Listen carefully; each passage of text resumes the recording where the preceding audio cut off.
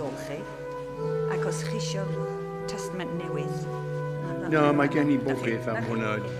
So lle dwi'n mynd nawr drws nesaf?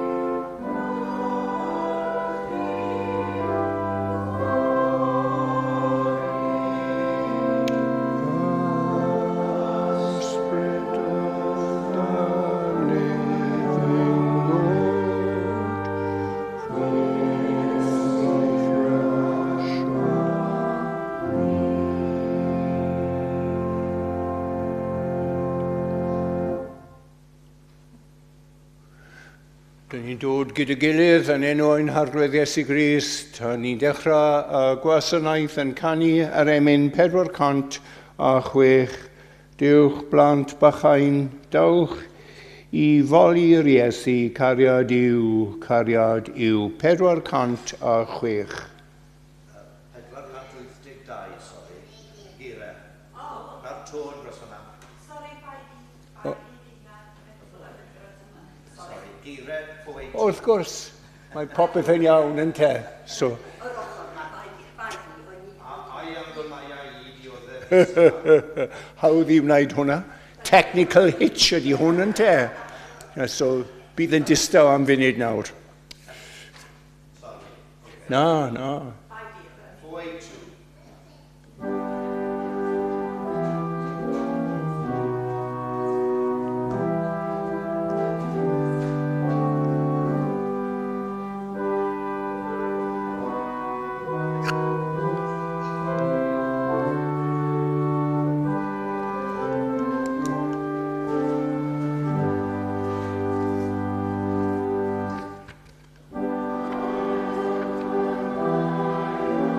Hi ddefodd Iesu mawr.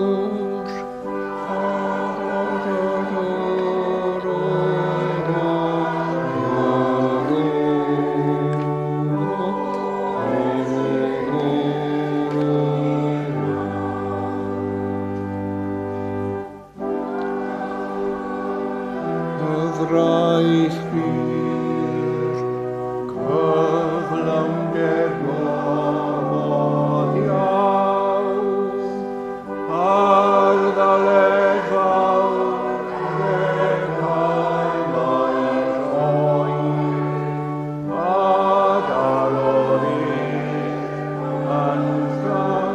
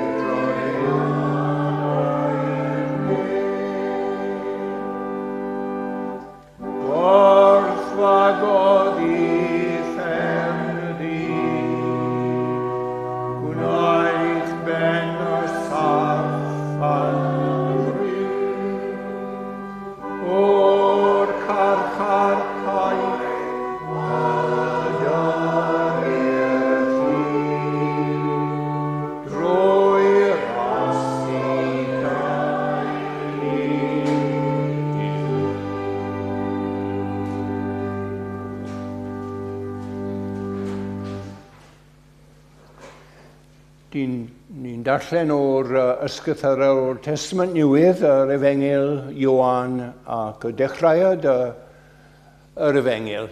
Ioan 1:1 i adnod 14. Clywch nawr gair Duw. Yn y dechreuad yr oedd y gair.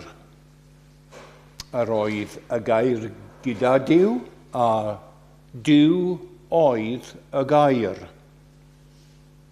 Yr oedd ef yn y dechreuad gyda Duw. Daeth pob peth i fod trwyddo ef. Heb ddo ef, ni ddaeth un dim sydd mewn bod. Ynddo ef yr oedd bywyd, a'r bywyd goleuni dynion y doedd. Y mae'r goleuni yn llywyrchu yn y tywyllwch, a nid yw'r tywyllwch wedi I drechu ef. Daeth dyn wedi I anfon oddi wrth Dduw, a'i enw Ioan.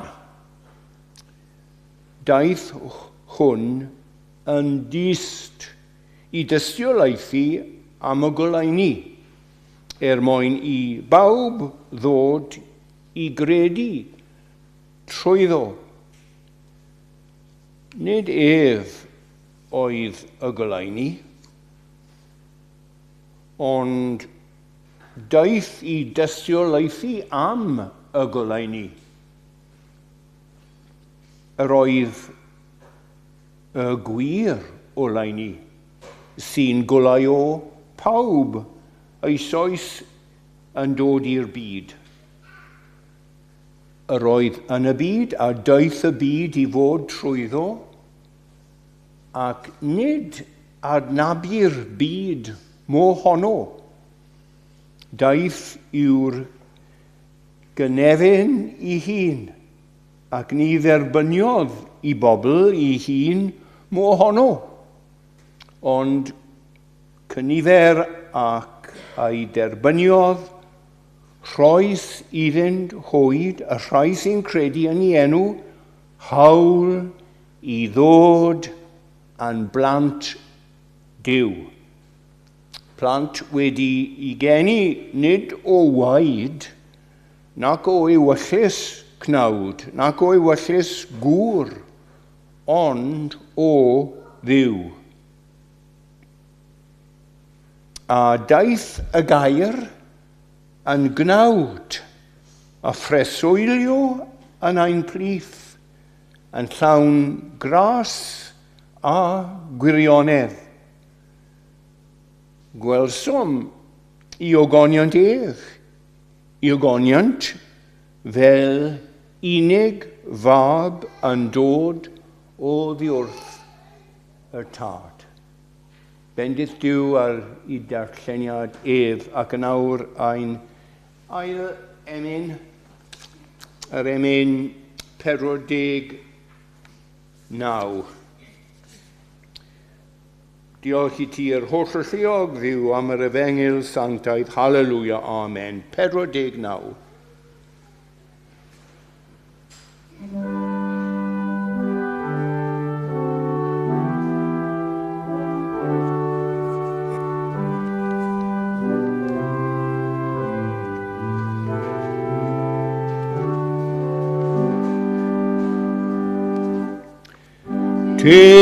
Diolch I ti ar ôl lluog Dduw, am yr efengil, am yr efengil, am yr efengil sanctaidd.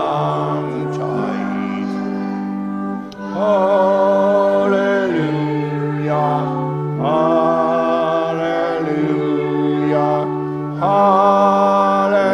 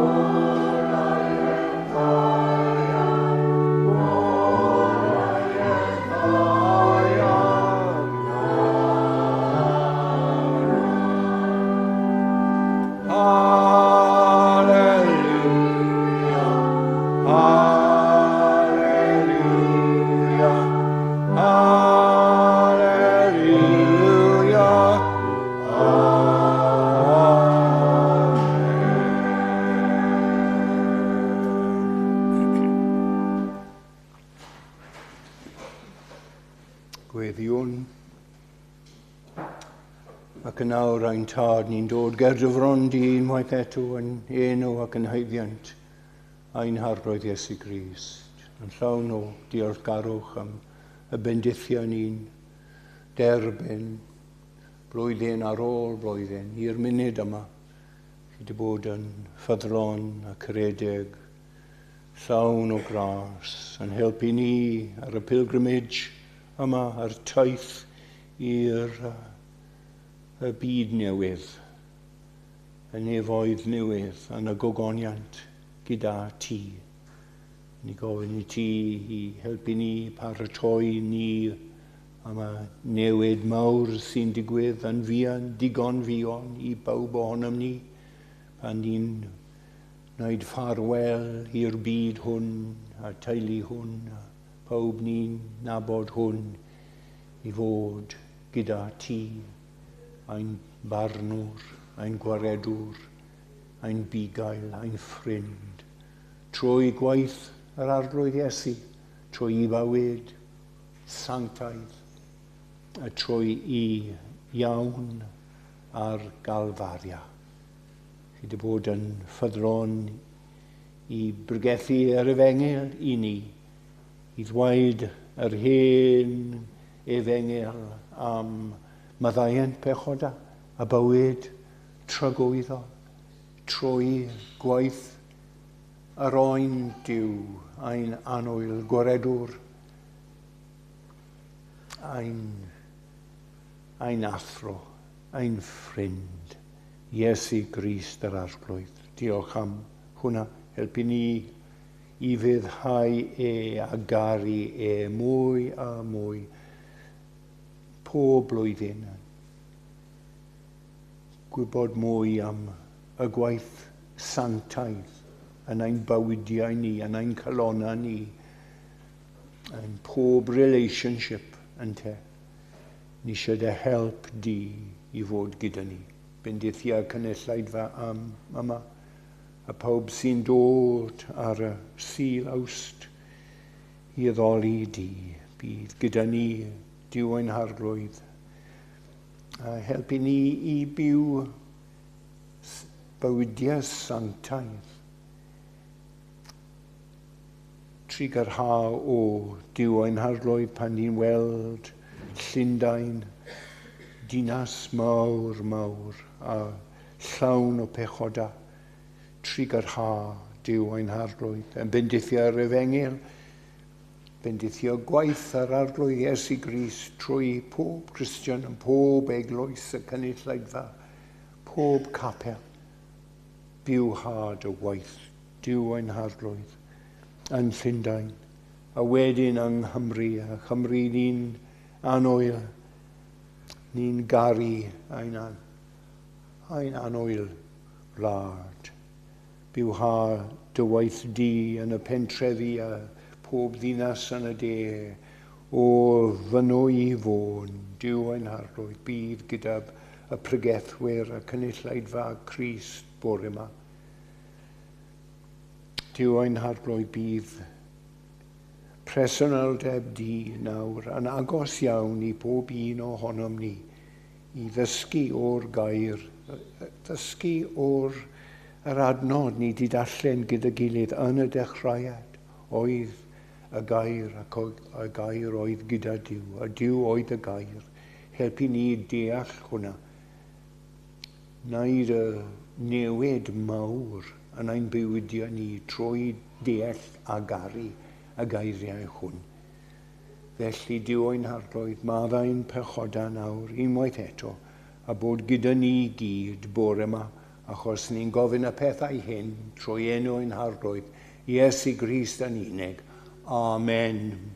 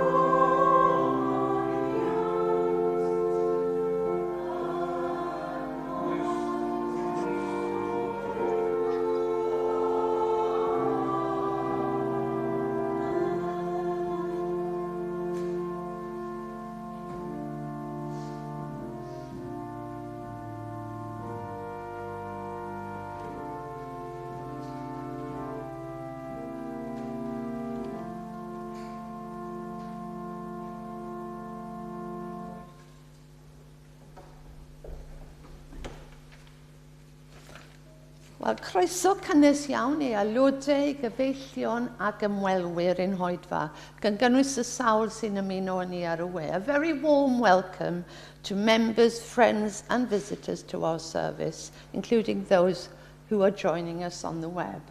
A croeso arbennig i'n gweinidog gwadd, sef y parchedig Jeff Thomas.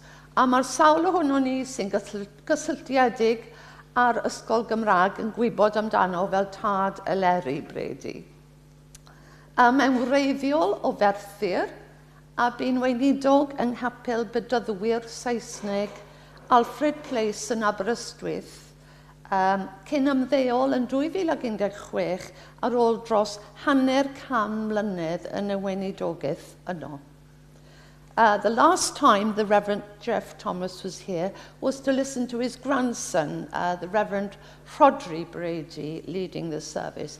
And his grandson is now the minister at the Baptist Church of Alfred Place, Aberystwyth, where his grandfather was for half a century. He has 9 grandchildren, of which 5 attended Ysgol Gymraeg Llundain, and also 9 great-grandchildren. Mae e bellach yn byw yn Chiswick ac nôl Eleri yn mwynhau pregethu fel ac ysgrifennu. A ni'n ddiolchgar iawn i chi am eich arweiniad bore yma, a ni'n edrych mlaen i wrando ar eich cynadwri. A diolch yn fawr hefyd i Richard Hopkin wrth yr organ. Dyma'r tro cyntaf iddo ware yn oedfa'r bore. A mae wedi ffito ni mewn jyst cyn iddo hedfan bant i America fori. Felly diolch yn fawr, Richard. Sul nesaf bydd y barnwr Tiwdwr Owen yn y pwlpid yn oedfa'r bore am 11, a dwi'n siŵr bydd nifer ohono ni eisiau bod yma i'w gefnogi. A sul wedyn bydd y parchedig Aled Davies Chwilog yn arwen oedfa'r bore, a bydd e'n teithio o Ogledd Cymru i fod gyda ni yn yr oedfa. Bydd y datganiad organ nesaf ar Awst yr 20 am 5:21. The next organ recital will be on Wednesday, August the 20th at 1:05 with Christopher Hughes from Bradford, an organist from Bradford performing. Now this leads me to Gwen Llian and Paul's glorious and uplifting Golden Wedding Thanksgiving service here yesterday.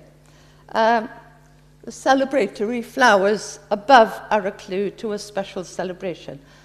We're so very grateful to you for extending an open invitation to us all to attend, and for a wonderful musical and biblical reading celebration in the service with generous hospitality to follow in the hall afterwards. So we wish Paul and Gwen Llian many more joyful, harmonious years together. Llongyfarchiad y calonog i Gwen Llian a Paul ar ddathlu eu priodas air a ddoi. Nawr, i newid cywair, mae'n dristwch cyhoeddi marwolaeth John Bowen, sef gŵr Sioned, sydd wedi dioddau cystydd hir ac wedi derbyn gofal arbennig yng nghalon ei deulu. Mae'n meddyliau a'n gweddiau gyda Sioned a'r teulu ac ystynwn ein cydymdeimlad dwysaf a tynt. Ni'n falch i weld Sioned gyda ni bore yma. Cofiwch ddylawr i'r neuadd am ddisiad o de a chyfle i gymdeithasu ar ôl yr oedfa. Do come down, stairs for tea and fellowship after the service. Ac y cynnal fe ddawn o ymgylch i dderbyn eich rhoddion. Diolch yn fawr.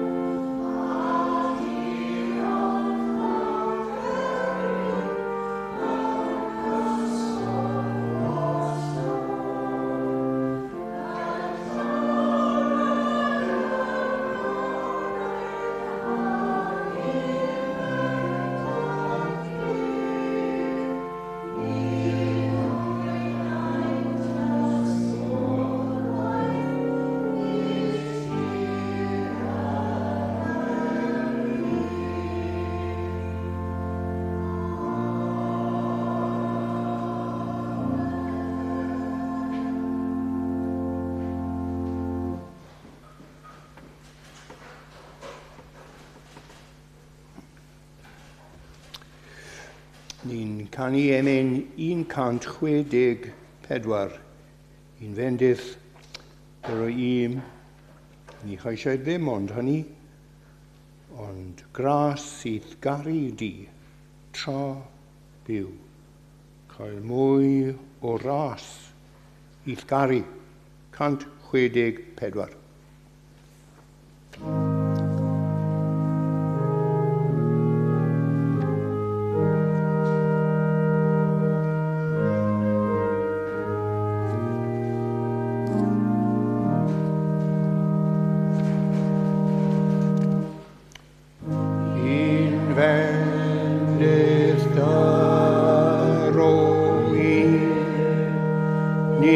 Haisa ddim ond gari,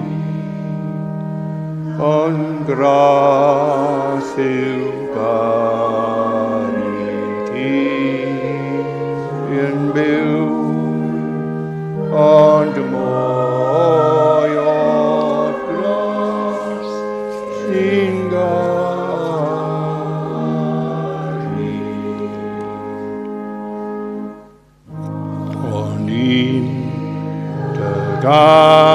Garin iawn, cyfweithod o'n sanctaidd, at ganlyn wna bob dydd anwell, ac nid o hir bell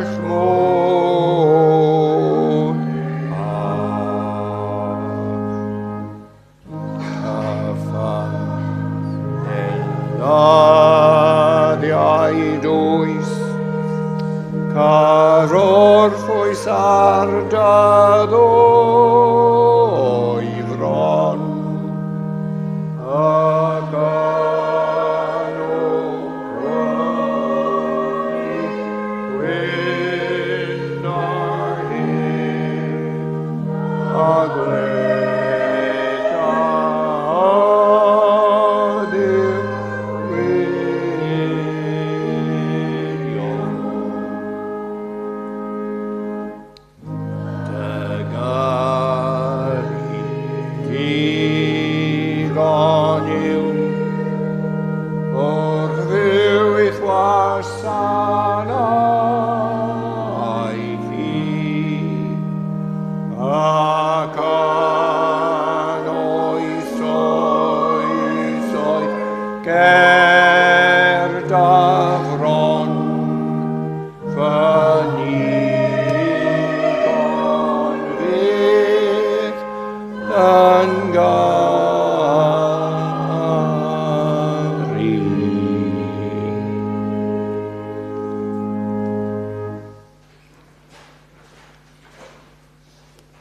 Wel, mae'n gwerthu fi i brygethu yn Cymraeg yma, bod yma.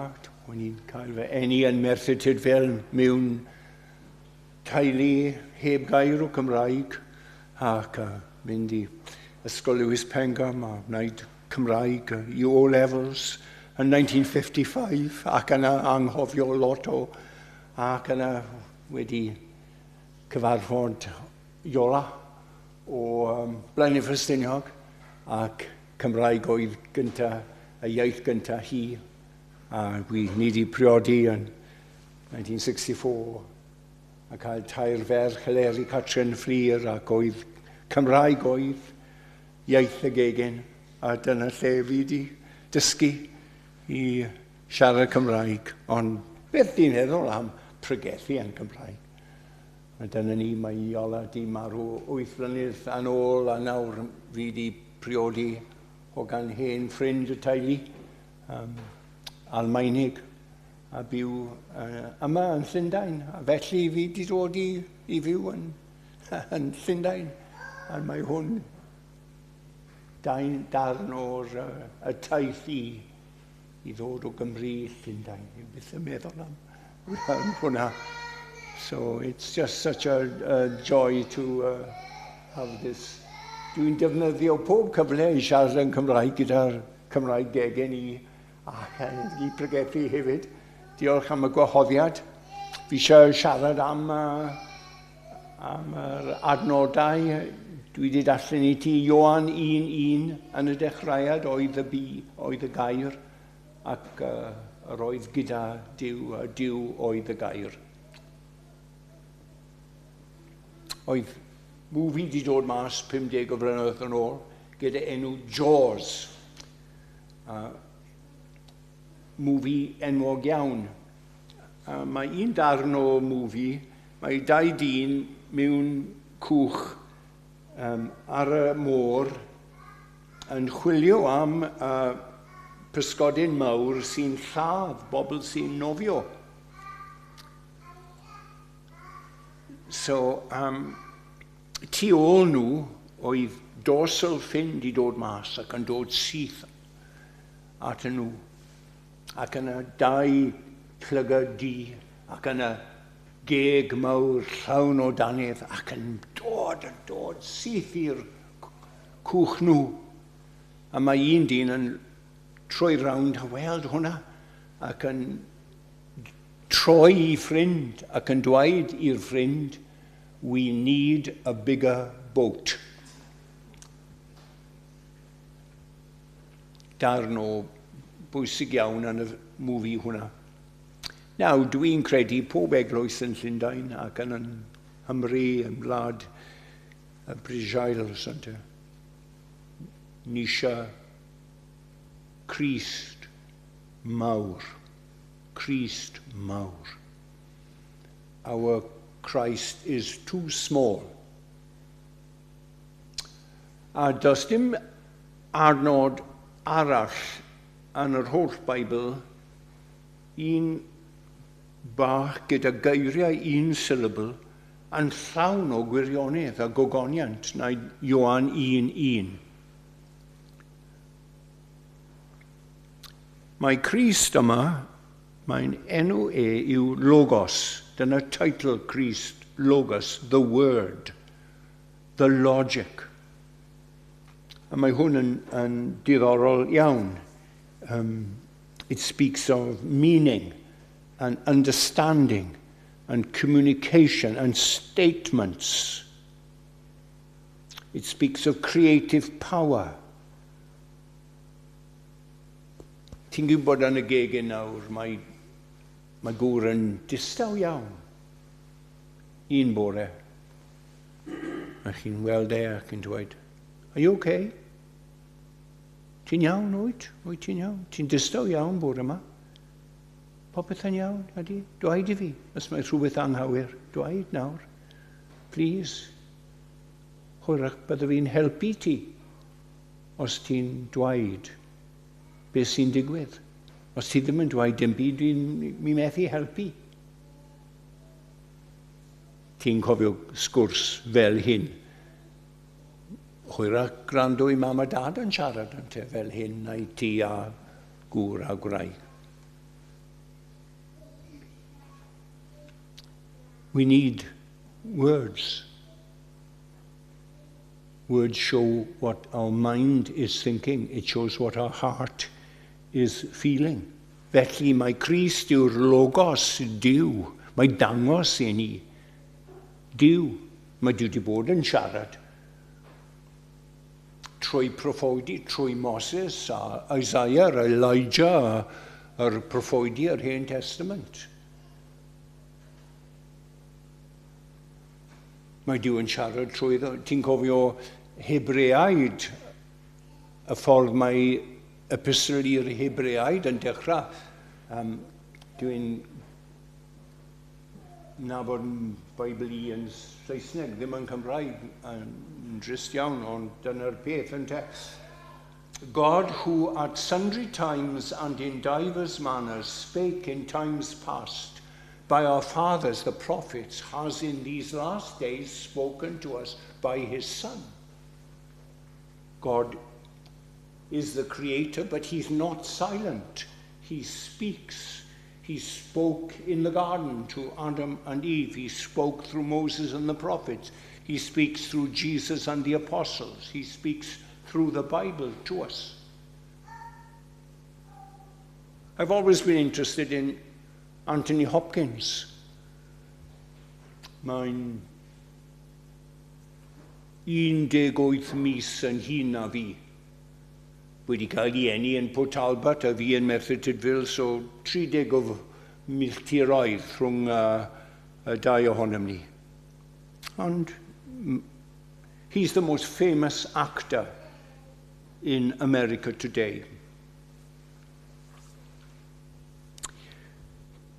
Dwi bod yn darllen cyfweliad gyda yn gofyn cwestiynau iddo ef. Ac yn y diwedd mae e'n dweud hwnna. When I see God, I shall say to him, what was that all about? Now, dyma ateb clefer iawn. Achos mae creadigaeth yn dangos gogoniant Duw. Mae creadigaeth yn siarad yn dweud, fi yw'r Duw mawr iawn sy'n creu pob peth. A wedyn, mae Duw wedi wneud pob un ohonom ni gyda conscience. A mae conscience yw llais Duw I dweud da iawn pan wi'n wneud rhywbeth dda, a mae'n grac gyda ni pan wi'n wneud rhywbeth hyll. So, ni'n gwybod right and wrong. Ni'n gwybod, pawb yn gwybod, a pawb yn weld y gogoniant, ond mae'n clamping down ar y tystiolaeth sy'n dod atom ni. So, pan mae Anthony Hopkins yn dweud, well, what was that all about? Mae'n gwybod, ti'n gwybod, pob ohonych ni. Man's chief end is to glorify God and enjoy him forever. Ond dwi'n nabod mwy am Anthony Hopkins na hwnna. Oedd ffrind I yn myfyrwr gyda yn Caerdydd yn y coleg o drama and art. Mae fe'n myfyrwyr gyda gilydd. A mae ffrind Peter Trumper yn tystiolaethu iddo yn dweud yr Efengil. A wedi mynd gyda Anthony Hopkins i'r capel Efengylaidd, a mae wedi clywed yr Efengil, so mae'n gwybod fel lot ohonych chi wedi cael cysylltiad yn y flynyddoedd diwetha yma ac acw gyda rhywun sy'n pregethu'r Efengil, neu siarad I ti am yr Efengil ac yn dweud Iesu Grist yw gwaredwr, yw'r bugail, yw'r athro, yw'r Duw.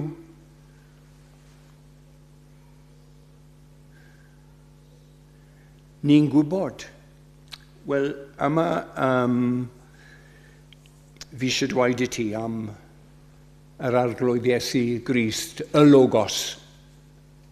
4 peth ni'n ffeindio yn y penod hwnna, y penod. Rhai ohonych chi yn gwybod yn dda iawn. Yn y dechreuad, mae'n dweud, oedd Iesu yn y dechreuad. Okay, mae'n dweud hwnna. Yn y dechreuad, ti'n ffeindio hwn 2 waith. Yn adnod 1 ac adnod 2. Wrth gwrs, mae echo o Genesis 1. Y ffordd y holl Beibl yn dechrau. In the beginning, God created the heavens and the earth. A ni'n dweud yma, oedd y logos cyn y cosmos. Oedd Iesu cyn y universe yn y dechreuad.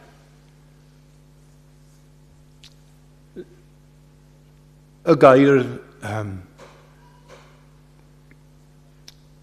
yn byw yna. Cyn creadigaeth. Before anything else began to exist, he was there. He was already in being. Yn y dechreuad, pan mae popeth eraill di dechrau, pan mae Big Bang di dechrau, oedd Iesu yna. I byth di dechrau. Does dim dechreuad gyda Iesu Grist.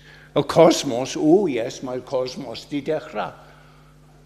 Dim Iesu. Oedd the unbegun word, the unoriginated word, the uncreated word, the unmade word. Pan mae hanes yn dechrau, pan mae'r dawn of creation, there he is. Oedd y gair. Already, the ancient church said, there never was a time when the word was not. The word was there, always there. Well, that may be profound, I don't know. For baby Christians, sure, it may be profound, I don't know. Yn y dechreuad, pan mae Duw di dweud, let there be light, oedd y gair. Dyma'r peth dechrau. Ni dechreuodd Iesu erioed. Mae'n mynd right back. Yr ail peth ni'n dysgu am Iesu Logos, the word was God, o Duw oedd y gair. So, yn y dechreuad, gyntaf, ail, Duw oedd y gair. So, it's magnificent in its directness. In your face it is. The word was God. Dim just here, but eto ac eto yn y Testament Newydd, mae tystiolaeth, Jesus is God. Dwi'n nabod y geiriau yn Saesneg, of course, Romans 9:5. Christ is God over all, forever praised, Amen. Romans 9:5. Titus 2:13. Our great God and Saviour, Jesus Christ. Titus 2:13. Hebrews 1:8. About the Son, he says, your throne, O God, is forever and ever. Hebrews 1:8. 2 Peter 1:1. Our God and Saviour, Jesus Christ. Dyma ni. Pan mae Jehovah Witness yn dod yn siarad I ti, bobl caredig iawn, bobl sincere iawn, no doubt, ond camgymeriad mawr, achos mae tystiolaeth yn Bible yn glir iawn. Yn yr Hen Testament, his name shall be called Wonderful Counselor, the Mighty God, the Everlasting Father, the Prince of Peace. Ac yn y New Testament, yr adnodau fi di rhoi ti nawr. So, Pedr a Paul a Ioan a'r y dyn sy'n sgwennu y Hebreaid, mae pawb yn dweud, Jesus is God. The word was God. Beth bynnag yw Duw, yr hwn hefyd oedd Iesu. Pob perfection Duw, pob attribute Duw, infinite, eternal, omnipresent, omniscient, omnipotent, Iesu oedd pob un o'r bethau hyn. He has the form of Duw, the image of Duw, the glory of Duw, the nature of Duw, the likeness of Duw, the being of Duw, the prerogatives of Duw. He's worshipped, he creates, he sustains. We live and move and have our being in him. He gives us life. Our breath is in his hands. Our heart beats by his power, moment by moment. We're here today because of him. Jesus is the God of providence. In the ancient church, oedd debates yn digwydd yn y dechreuad yn hanes yr Eglwys, yr oedd yr Eglwys yn cael debates gyda fanatics. Oedd y fanatics yn dweud, oh, we respect Jesus. Oh, yes, we admire Jesus. We think he's almost God, but we don't believe he's God. A mae Eglwys di dweud, Oh, no, no. We don't believe he is almost God, because he is God. I'm not almost Jeff Thomas. Not almost. I am Jeff Thomas. Jesus is God incarnate. And so, mae tystiolaeth yr Eglwys hanesyddol yw Jesus isn't like God. He isn't like God at all, because he is God. The same nature, the same essence, the same being, the same name. Mae yn Jehovah Iesu. Ein gwaredwr, ein bugail, ein arglwydd. And ni'n weld e gyda'r emotions. And ni'n garu e. Ni'n weld e gyda meddwl. A mae'n meddwl tops amdani. Mae'n mawr, mawr, mawr i ni.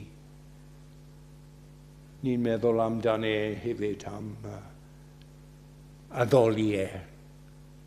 A canu am garu e fel ni di bod yn canu bore yma. So, y munud dwi'n credu Iesu yw Duw, dwi'n dechrau wasanaethu e, dechrau wneud i wyllus e, pob ddiwrnod, be ti eisiau fi wneud heddi arglwydd. What should I do? How can I respond now to this, Lord? Help me to respond as someone joined to Jesus Christ, who believes Jesus Christ is God, to whom I must give an account. So, yn y dechreuad, oedd y gair. Duw oedd y gair, dyma'r ail peth. A mae trydydd peth mae Ioan yn dweud yma, yn adnod Ioan 1:1, oedd y gair gyda Duw. Oedd yn y dechreuad, oedd yn Duw, Duw oedd y gair, ac y gair gyda Duw. Mae hwn yw'r gwirth yn te, mae hwn yn dwfn iawn, profound iawn. Achos yn yr Hen Testament mae gwers yr Eglwys di dysgu, Hear, O Israel, the Lord your God is one Lord. It's just one. Not many gods. There's just one God, and that God is the God and Father of the Lord Jesus Christ. And when the children learn the catechism, who is God? There is one living God. One living and true God. Dyma'r ateb. So, dyma, ni cam i'r Beibl yma.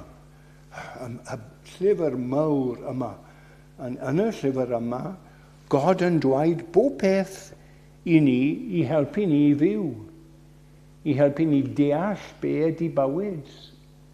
Pa fath o bywyd ni'n byw. Pob mis, pob blwyddyn, trwy fywyd ni.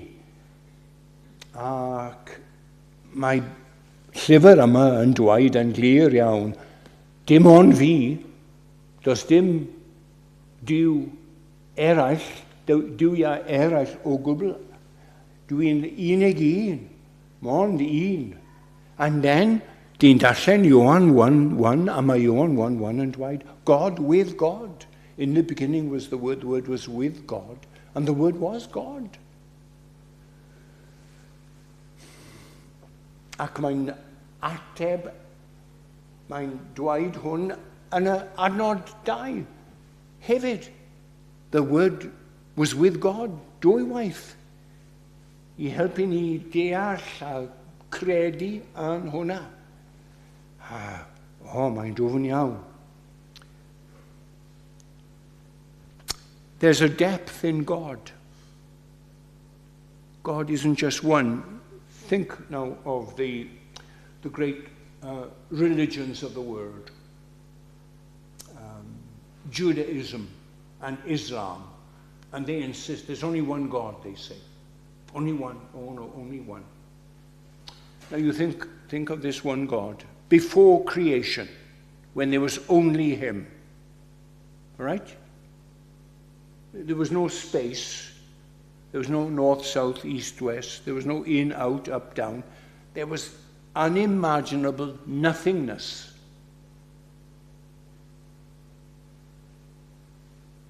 And then there was God. Just God. For billions and billions and billions and billions of light years. One God. That's all there was.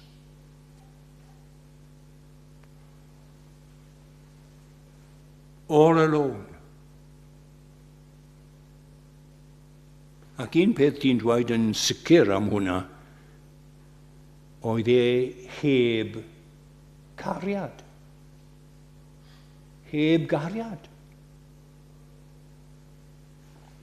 Ti'n gwybod y dyn sy'n byw lawr y stryd o neu'n y stryd nesa? Heddi neu pan oedd ti'n ifanc. Ylona. Dod mas y tŷ, hanner di 8 yn y bore, cerdded i lawr i'r siop gornel, cael llefrith, traeth a Daily Express ac yn cerdded nhw. Pen i lawr, gweld neb, dweud hello i neb. Just total lona.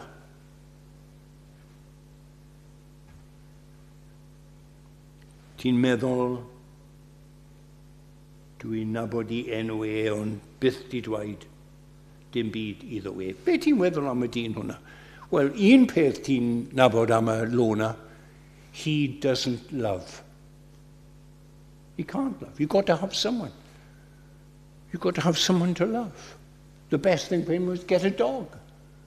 The dog would love him and he'd love the dog, and he'd meet other men in the park and women with a dog, and they would talk, and he would... You've got to have someone to love. Here is this God of Islam and the God of Judaism, just one. And nothing else whatsoever. Nothing else. Now, he can make angels and then he can start to love. But we call such a being a monad. It's an unusual word, but that describes a being. All by himself, the lona. Ein du ni, mae'n ddim fel hyn o gwbl. Yn y dechreuad oedd y gair, ac y gair oedd Duw, a Duw oedd y gair. So, Duw y tad, a Duw y mab, a dyma y Trinitarian. Duw, gyn ni, tad, mab, ysbryd glân. Y tri person yn y diwdod. A mae hwn yw'r calon, y ffydd Cristnogaeth. Pan mae'r Iesu di dod, mae Duw yn dod i'r byd. Mae Duw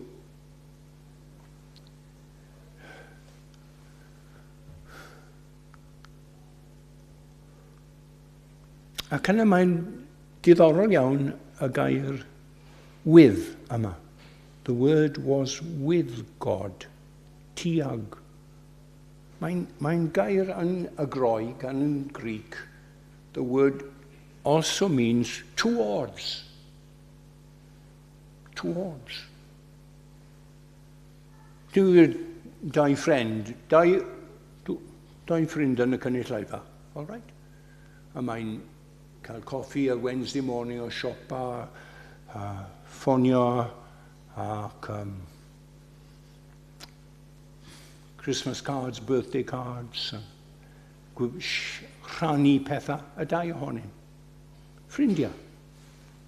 Ond mae'n meddwl am dyn a ddinas, man and woman. Ac yn nawr mae'n dechrau mynd mas a cwympo yng nghariad. A nawr, neu mwy fel hyn, a mae mwy nawr towards one another, in love with one another, sharing life together in affection, in commitment, in admiration, in joy, in communication.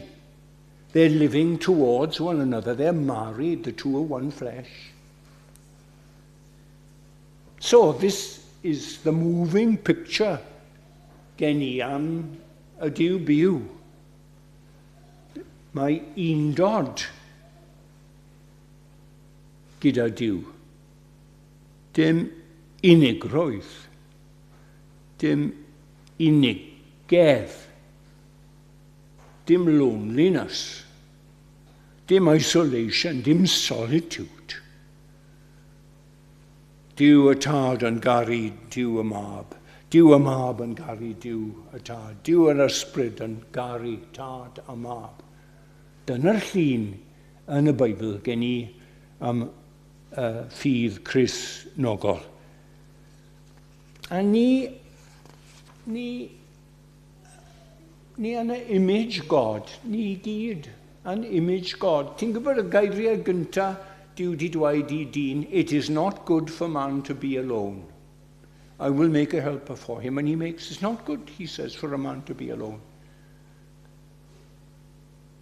And so there's the Christian family.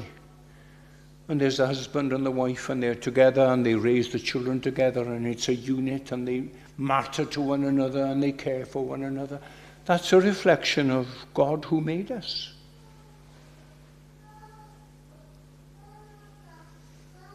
And it's a reflection of the importance of friendship. And it's a reflection also yr Eglwys, y cynulleidfa. Ni'n dod gyda gilydd yn te. Pob wythnos, pob sul. Sut mae pethau'n mynd gyda ti? Pawb yn iawn? Ti di bod I weld y doctor hefyd? Mae popeth yn iawn gyda ti? Ni'n garu. Ni yn image Duw. Dyna'r rheswm fi fel hyn.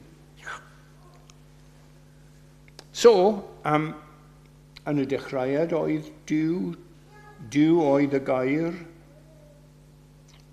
oedd Duw, y gair gyda Duw, ac yn y diweddau, the word was made flesh.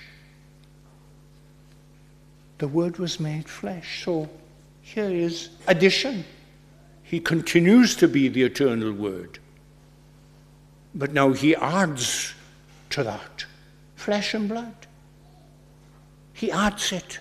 So now here are two natures in one person. I and my Father are one. If you've seen me, you've seen the Father. Before Abram was, I am, Jesus entweid. So the word was made flesh. So, mae Duw wedi bod yn siarad trwy proffwyd I. O nawr mae'n siarad I hun yn dod, y mab yn dod, ac yn tystio life I, ac yn dweud am y purpose bywyd. Y ffordd I achawdwriaeth. Y nerth mwy na marwolaeth. Mae'n byw ar y trydydd ddiwrnod. Mae'n byw nawr. Mae'n gyda ni. The Word was made flesh, and He dwelt among us. That's what He did. He was born in Bethlehem, in a stable. Mae'n byw mewn pentre bach Nazareth. Mae'n gweithio gyda tad. Two carpenters together. A mae'n gyda ffrindiau. 20 o dynion I fyw gyda ef. Iesu yn dim lona, dim fel John the Baptist, yn byw yn anialwch. Na, Mae'r Iesu yn mynd i priodas a mynd i parti a garu plant. Dyma'r gogoniant ein gweredwr. So, pedwar peth ni'n dysgu am yr arglwydd Iesu. Oedd yn y dechreuad, oedd Duw, oedd gyda Duw, ac yn cymryd cnawd ac yn byw gyda ni. Dyna'r Iesu. So, pwy i ti yw'r Iesu Grist? Ydy dy Duw di, dy ffrind di, dy gweredwr di, dy bugail di, dy athro di, ydy hwn. Ond os ddim, pam? Pam? Mae ddim. Achos dyma'r Beibl yn glir iawn. Ti'n gwybod, mae'n gyda ni heddi. So, fi wedi dod ar y tiwb a cerdded yma i pregethu y gair hwn i ti a chi yma trwy y wyllus ef hefyd.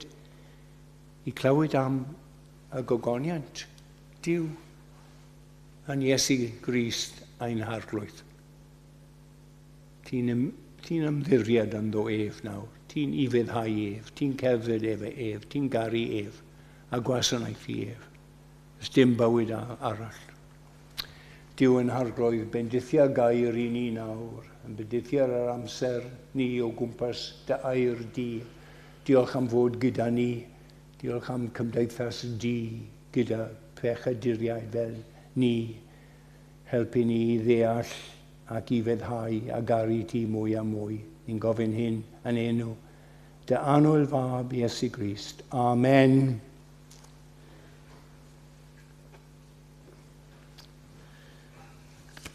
Fi di dewis yr emyn 331. Pa le pa fodd dechreuad. Foliani'r Iesu mawr. O'r rhaenoi rhas ni fedraf. Mae'n llenw, nef a llawr. 331.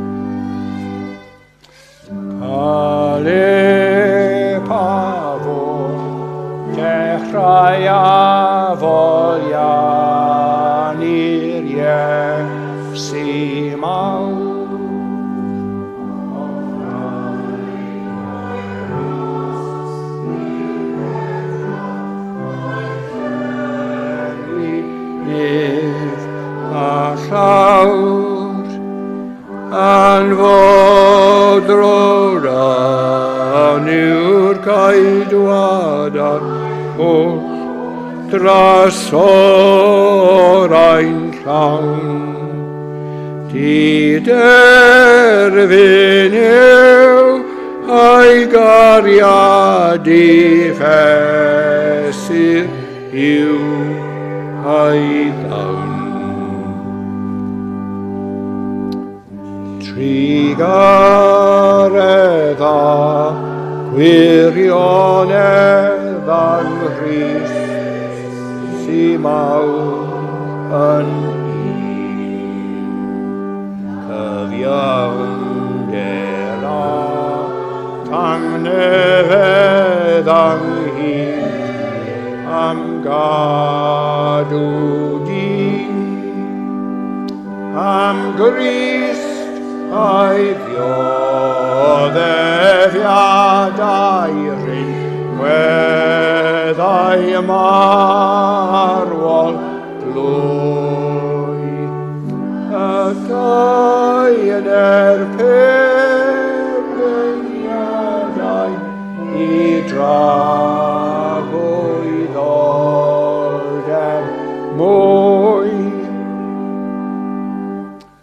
o diolch am ffrangwn gwaredw Crist i'r gwan o am gaelai adnabod Cymru ni am rhan fy ngwisgo ei gyflawnder yn haf ger bron y tân a derbyn o'i gyflawnder wrth daethio aniar glad.